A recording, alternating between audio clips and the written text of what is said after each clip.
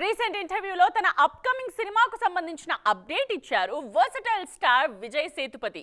సాధారణంగా star hero తన cinema update ఇస్తే ఫ్యాన్స్ ఫుల్ ఖుషి అవుతారు.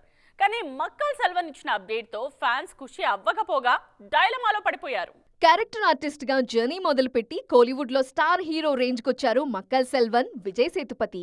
హీరోగా వరుస అవకాశాలొస్తున్న విలన్ గా క్యారెక్టర్ రోల్స్ కూడా చేస్తూ తన వర్సటైల్ ఇమేజ్ ని కాపాడుకుంటున్నారు.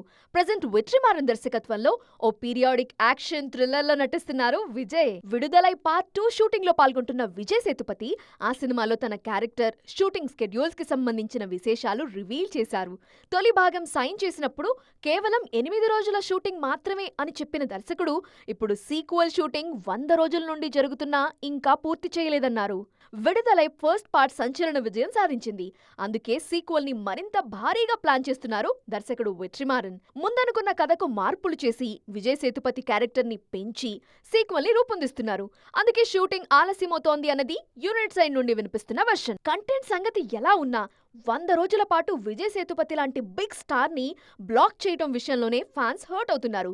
మరి ఇప్పటికైనా విజయ్ సేతుపతిని వెట్రిమారన్ వదిలిపెడతారేమో చూడాలి.